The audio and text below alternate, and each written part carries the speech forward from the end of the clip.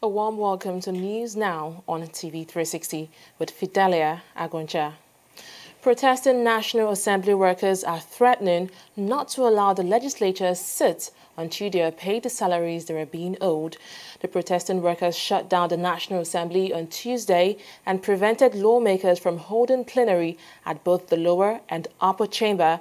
They say they are being owed salaries dating as far back as 2010 and blocked the entrance to both chambers between 9 a.m. to 2 p.m. They were later addressed by the Senate President Bukola Saraki and Speaker of the House of Representatives Yakubu Dogara, as well as Deputy Senate President Ike Ekweremadu.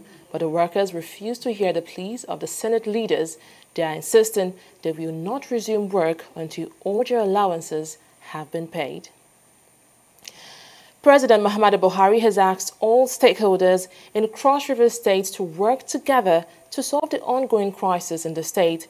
The president's plea comes after an unconfirmed number of persons were killed in a fresh communal violence. Buhari has called for calm and restoration of peace in the affected communities which borders Abia State.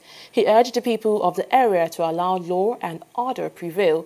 President Buhari, who commended the state government for the steps taken so far towards bringing peace to the area, also lauded the State Police Command for speedily mobilizing its officers to the affected communities to contain the crisis. Well, still on national matters, President Muhammadu Buhari has also pledged that his government will not rest until the remaining Chibok girls kidnapped by Boko Haram terrorists in April 2014 are safely released. President Buhari renewed his commitment at a bilateral meeting with Swiss President Alain Berset on the margins of the UN Climate Change Conference, COP24. While during his meeting with the Swiss president, the Nigerian leader thanked the Swiss Confederation for its efforts and important role as intermediaries to secure the release of some Chibok girls and assured him that the issue of the remaining kidnapped girls and other abducted persons will remain a key priority for the Nigerian government. President Buhari and his Swiss counterpart discussed joint strategies to ensure the safe return of the girls, building on the past successes of securing the release of some of the Chibok girls and other abducted persons in the northeastern part of Nigeria. He also welcomed the Swiss president's commitment to continue providing humanitarian assistance to internally displaced persons in Nigeria. The Nigerian Army has again insisted that the casualty figures suffered by the Nigerian Army from the Matele attack is a far cry from what is being circulated on social media. Brigadier General Unokwa, who is the commander of the newly established Nigerian Army Cyber Warfare Command, said this in Abuja at a national retreat tagged Social Media for Good Governance. Oyin Adekele has the rest of the story. The retreat, which was organized by the Federal Ministry of Communication, is primarily to sensitize Nigerians and social media influencers on the best way to use the social media to foster unity and national development. Speakers at the event all enumerated both the positive and negative influence of the social media and how it helps spread fake news. I'm happy to be with social media influencers and a lot of young men that are here. But I would advise that each time you have a report, let's not be quick to go to the press. I'm the first person to publish this without verifying your facts. A typical example is the Matele attack. There is no figure that we have not seen brandished. Some have said 200 people killed, 300, 500 disappear, a lot of things. And people are quick to retweet these things, say these things, send these things without verifications. And the truth is, how many people do we even have in a battalion, let alone saying you kill 200 people at the same time? However, the army came up about 2 days ago to say we lost, unfortunately, 23 people. And There's a procedure. If I will just use this opportunity to tell, there's a procedure before you declare someone killed. In the army, you will not say someone is dead if you don't find the dead body. You cannot assume. It is a battle. You cannot assume that this person is dead until you find the body. Even after finding the body, you must inform the next of kin.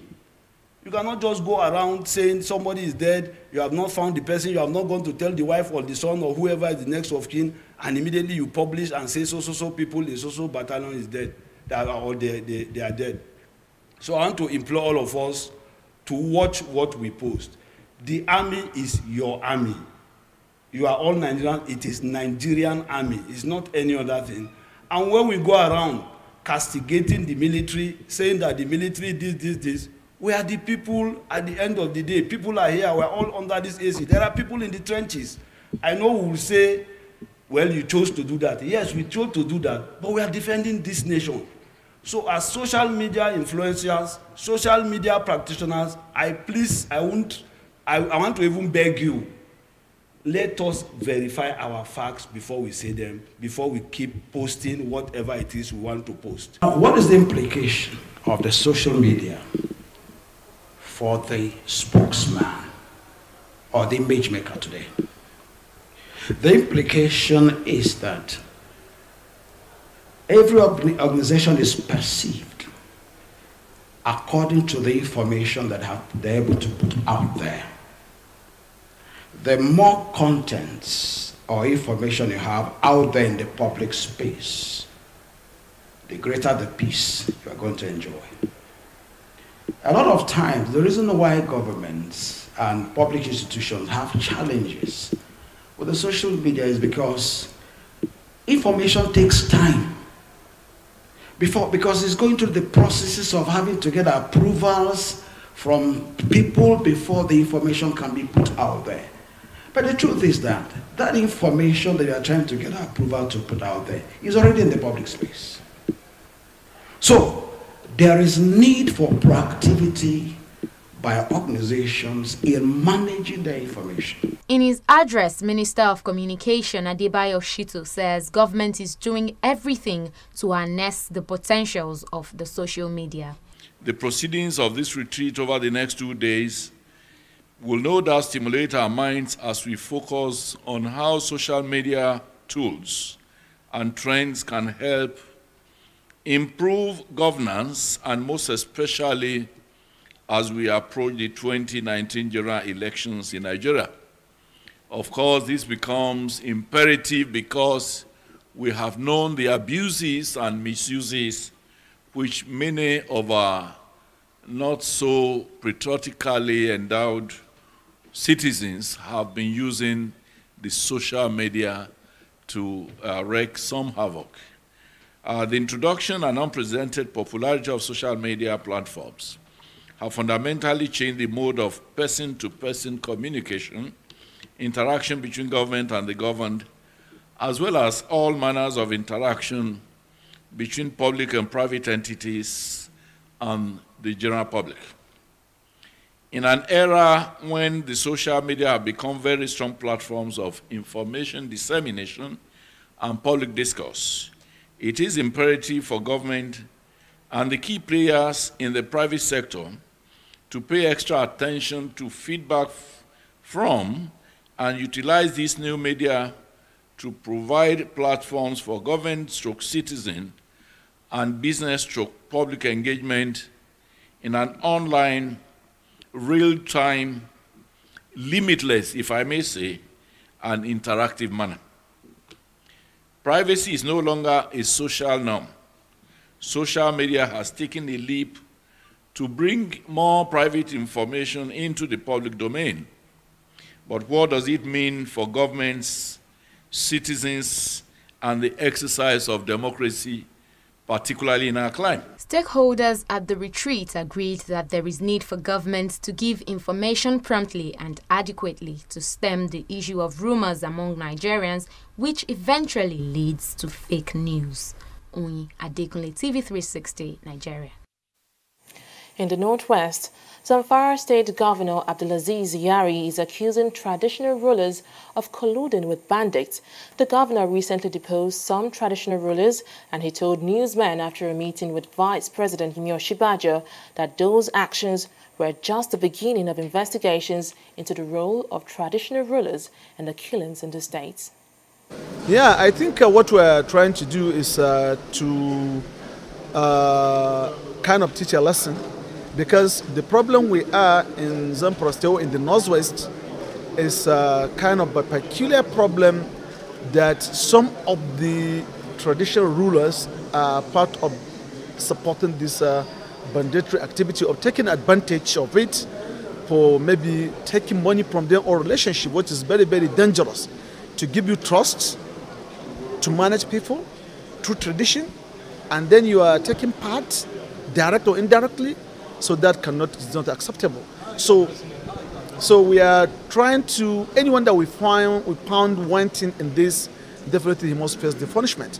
And we are trying to use all the items that we had to ensure that we fish out those that are within us, within the traditional rules and outside that we're within. That's why we hired the intelligence, we hired the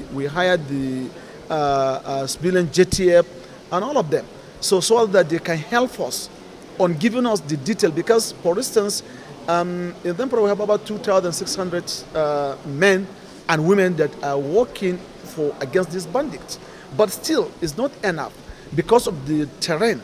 The terrain is not known to them, so we have to employ those that are son of the soil that will lead the security agency to their doorstep, and we have been getting a very, very serious result and to our advantage. If you're talking of the general public, how many are there? We're over getting to 5 million, and the total traditional were about 200 and something.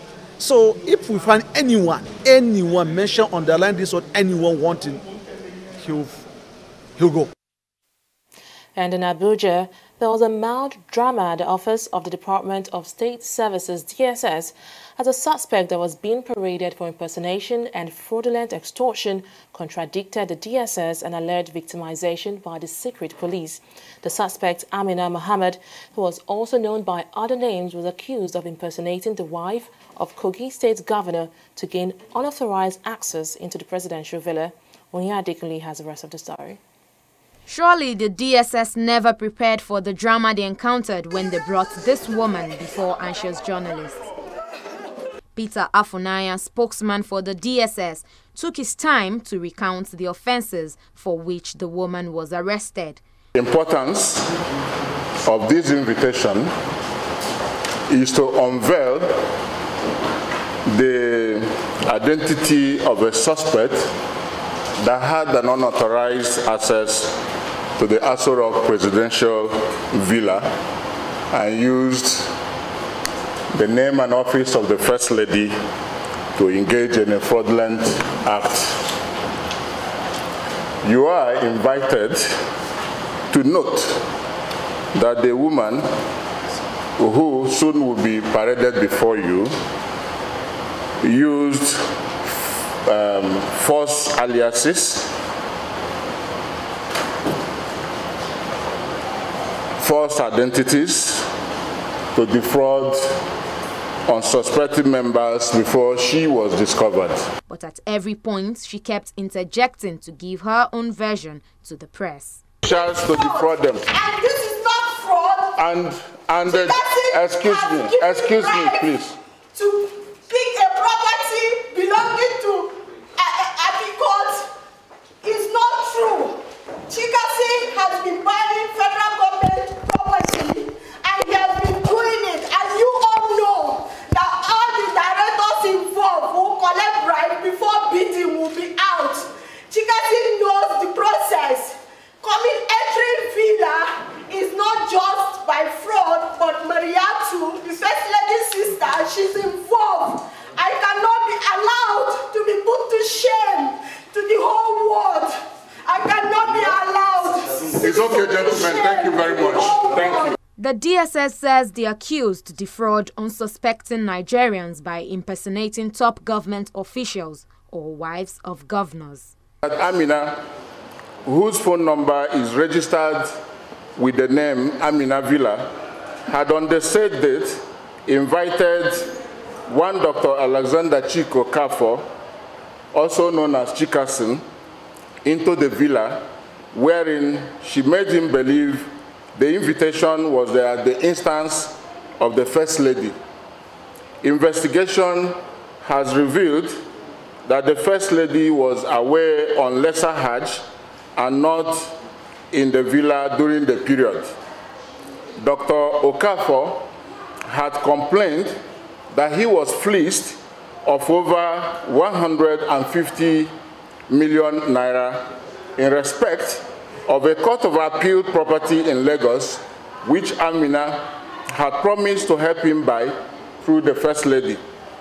The property was said to have been part of those under the Presidential Implementation Committee on Lease of Federal Government Properties. The DSS also clarified that none of the alleged actions by the alleged imposter was known to the wife of the president, Aisha Buhari. Uyi Adekunle, TV360, Nigeria. The son-in-law of Imo State Governor Rochas Okorocha, that is Uche Nwosu, has formally announced his defection from the All Progressives Congress to the Action Alliance, AA. Nwosu, who lost out of the APC's governorship race to Hope Uzodinma, announced his defection at Sam Mbakwe International Cargo Airport in Owerri. He will now contest the governorship post under his new party. Nwosu also says the AA will now work with the APC for President Muhammadu Buhari's re-election in 2019. A movie festival to educate against irregular migration is underway in several countries across the world. The Global Migration Film Festival is a 3-week program launched in 2016 by the International Organization for Migration to showcase the challenges and promises of migration through films. Well, this next report has the rest of the details. Because our fingerprints, we have no future in Europe. The Global Migration Film Festival showcases 2 films on the theme of migration to a diverse audience of migrant returnees, stakeholders, and the general public. The first is a short film titled Grammar. The plot is woven around the passing of a young boy who opted to travel to Europe by road at the expense of having an education in Nigeria. The second film, Bush Follows, follows the story of a Cameroonian who migrated to Germany in search of greener pastures. A member of the screening and a former migrant is however not thrilled with some aspects of the second movie.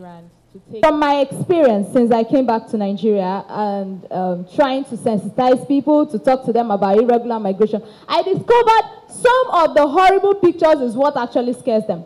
Yes, when you show them the truth, they are scared to go there. Because there was one we did one time and we brought out a picture of people sinking in a boat and the woman was like, ah, is this what happens to them? Hey. I was like, yes, this is what actually happens to them. So if you don't give them the truth, they won't believe you. When you keep giving them half of what happens, this is more like, to me, half of what actually happens, because passing through the desert, passing through the Mediterranean Sea is horrible. It is horrible, and people need to see it. My advice is, while they are doing these videos, try and attach some of these real truths to it.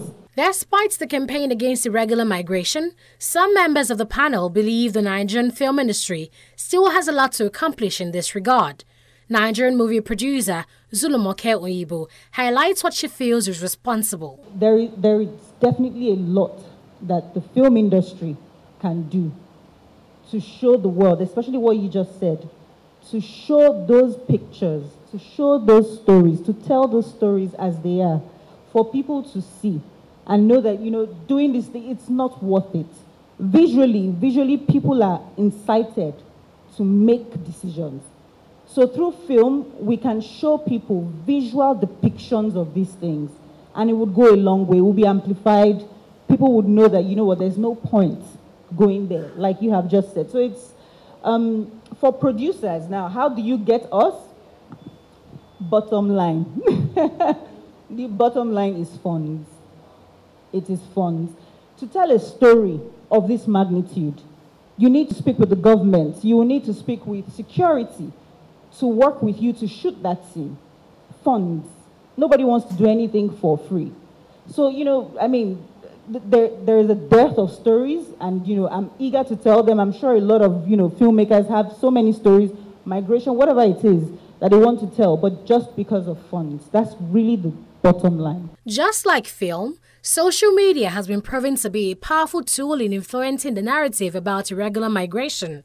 Founder Angel for Life Foundation explains that migration agencies need to pay as much attention to social media in their campaigns. The power of social media is just too powerful, let me say it that way, because so many things have actually happened in that process. That time that, you know, we kept creating more awareness, trying to let people know, stop making this journey, you know, it's not safe and all of that.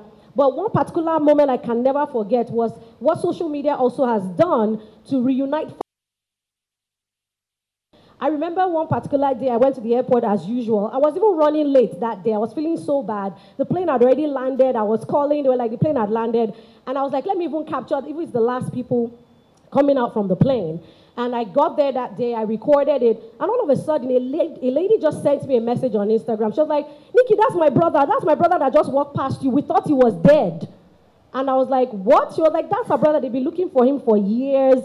And she actually saw him walking beside me, you know, in that video. So, in quotes, I wasn't too late. You know, God made me get there on time to capture that brother for that sister because they thought he was dead. An official of the International Organization for Migration is also part of the screening panel. Alex Cole sheds more light on the IOM's role in curbing irregular migration in Nigeria. IOM, as I said, in partnership with the government of Nigeria, we've been implementing a lot of these awareness-raising interventions. Things such as sensitization in schools, targeting students. I think I mentioned earlier we've also initiated a radio program called The Broad Matter, which is a 13-episode drama radio series, which basically is using storytelling to create awareness on the risks. Things like mobile feeders, creating platforms for discussion using the community dialogue approach, basically allowing migrants, returnees, and their community members, creating a platform for them to discuss the most pressing migration issues that may be affecting their community. Motivated by poverty, millions of Africans risk the loss of their personal liberty and death for the quest of a better life through irregular migration. Away from government policies, the movie industries in developing countries have a responsibility to sensitize citizens on the challenges and risks of migrating the irregular way. And that's the purpose of the Global Migration Film Festival. Annetta Felix, TV360, Lagos. Well, news now will continue after this break. Don't go away. The Wale Soyinka Center for Investigative Journalism invites you to the 13th award presentation event of the Wale Soyinka Award for Investigative Reporting. Join us to honor the 2018 WSCIJ Nigerian Investigative Report of the Year, along with the category winners from print, radio, television, photo, online, and editorial cartoon. John Momo, Chairman, Channels Media Group, and Waziri Adio, the Executive Secretary of the Nigerian Extractive Industries Transparency Initiative, will also be honored with a Lifetime Award for Journalistic Excellence and Anti-Corruption Defender of the Year Award, respectively. Date, Sunday 9th December 2018, time 5 p.m. Venue, Necker House, Main Hall, Plot A2, Hakim Balogun Street, off Latif Jakonde Road, Alausa Ikeja, Lagos. For inquiries, email wscij@wscij.org or call 0908-251-5179. Investigative reporting is a vital force for the restoration of human dignity. Wale Soyinka.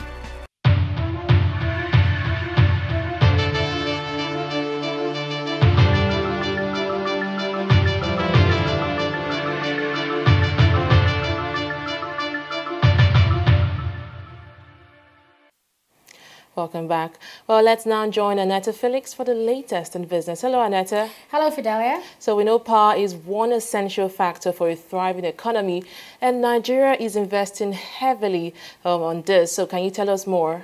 That's true. To fund electrification projects in Nigeria, the Nigerian government has secured a $200 million loan from the African Development Bank, AFDB. Now, while the AFDB approved $150 million for the Africa Growing Together Fund, AGTF, a $2 billion facility sponsored by the People's Bank of China and administered by AFDB, approved a $50 million loan to co-finance the project. The joint financing will support rural electrification efforts in Nigeria by facilitating private sector development and the rollout of off-grid solutions, as well as the installation of dedicated power systems for federal universities.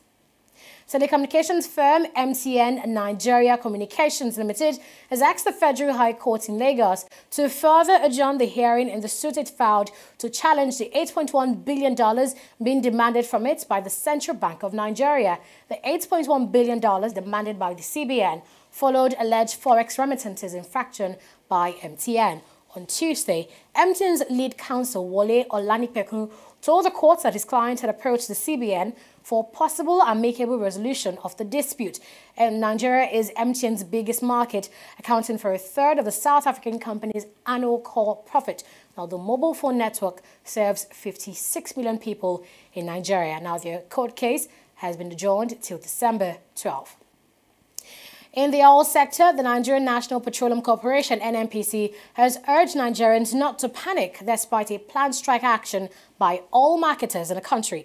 The marketers, under the aegis of Major Oil Marketers Association of Nigeria, the Uphold and Petroleum Products Marketers Association of Nigeria, and the Independent Petroleum Products Importers, had issued a 7-day ultimatum to the federal government to clear a backlog of debts totaling 800 million naira in subsidies owed to them.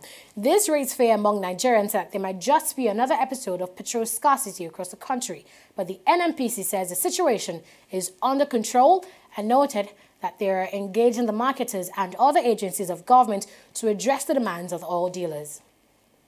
In the global oil markets, prices rose more than 2% on Tuesday, extending gains ahead of expected output cuts by producer cartel OPEC and a reduction in Canadian supply. Benchmark Brent crude oil jumped by $1.89 a barrel to a high of $63.58 before easing back to trade around $63, while U.S. light crude CLC1 was up $1 at $53.95 a barrel. Both benchmark climbed by around 4% on Monday after U.S. President Donald Trump and Chinese counterpart Xi Jinping agreed at a meeting of the Group of 20 Industrialized Nations, G20, to pause an escalating trade dispute. The Organization of Petroleum Exporting Countries meets on Thursday in Vienna to agree output policy and will discuss its strategy with producers outside OPEC, including Russia. We'll turn now to a review of the stock market. Do stay with us.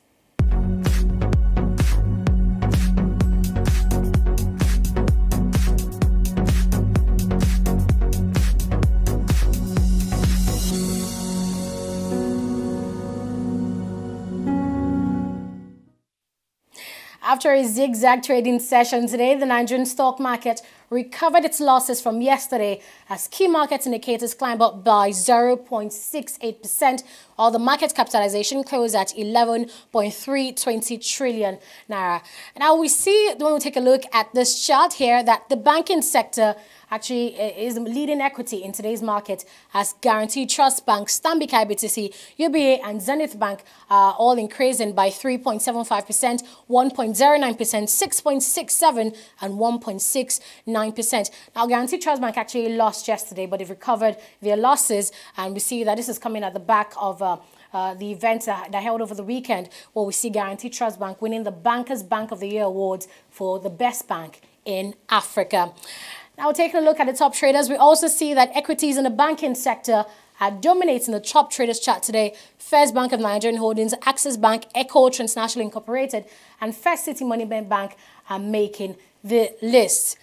And on our top losers, we have WAPCO making the top percentage laggard, and Nigerian Breweries, Unilever, and May & Baker. Taking a look at WAPCO, we see that analysts have been looking at the business so far, and they've actually concluded that WAPCO was actually doing well before their merger with South African counterparts in 2014, and that prior to that time, up until 2013, WAPCO was doing very fine, and that after the merger, the company has only gone down, and rather than seeing a value, an increase in their value, the company and stakeholders and shareholders also have been losing, and operational costs in the company have been increasing as well. Maybe they might want to reconsider that merger. We never know. And we see that a market summary of today's activities is that 193.535 million shares were sold, valued at over 2 billion naira, sold in a total or transacted in a total of 2,802 deals.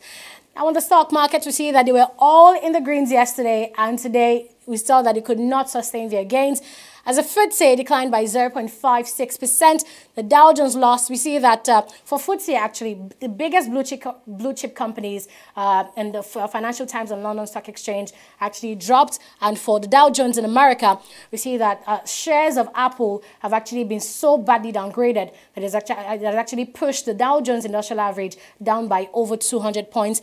And Nikkei over here is declining as well by 2.39%. That's it from here, Fidelia. Well, thank you so much, Annetta. Well, it's really sad that the Nikkei is dropping. That is after being in the greens for close to 2 weeks. And talking about WAPCO, I think investor sentiments definitely changed after the company called for an emergency board meeting yesterday. And I think that's the reason for its decline. I really don't know. But thank you once again, Annetta, for that update. We will take a short break and return with news on the foreign and sports scene. Stay with us. Corruption not in my country. Hello? Yeah, I found your wallet in front of a supermarket. Meet me at Apple Junction. Yes, I'll be waiting for you. Now we find out. 2 of us. Thank you very much, officer. You know, it's surprising that men like you still exist in the police force. Yes, so... Oh, yes. This is just a token of my appreciation. Oh, no, you don't need to do this. We are only doing our job. Thank you very much. God bless you. Now I know police is really my friend. Yes. Friend. Hey.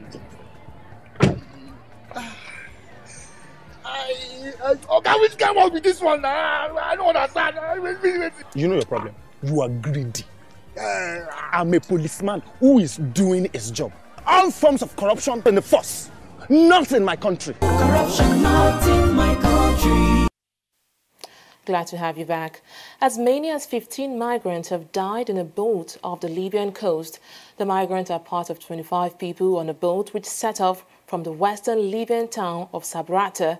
Libya's western coast is the main departure point for migrants trying to reach Europe by sea, though the number of crossings has dropped sharply since last July. Well, since last summer, smuggling networks inside Libya have been disrupted under Italian pressure, and Libya's EU-backed Coast Guard has stepped up interceptions, returning more than 7,000 migrants to Libya so far in 2018. And to sports now, Liverpool manager Jurgen Klopp has accepted a charge of misconduct for running onto the pitch after his side's 96th minute winner against Everton at Anfield. Klopp ran onto her goalkeeper Alisson after Divock Origi's bizarre goal in Sunday's Merseyside derby. He has been fined €8,000 by the Football Association and warned about his future behaviour. The German had already apologised for the incident and has now stressed it will not happen again. And it's a wrap on news now, but remember, you can always get verified news updates from our website and across our social media handle at TV360 Nigeria. Thank you so much for watching. I am Fidelia Aguncha. Bye for now.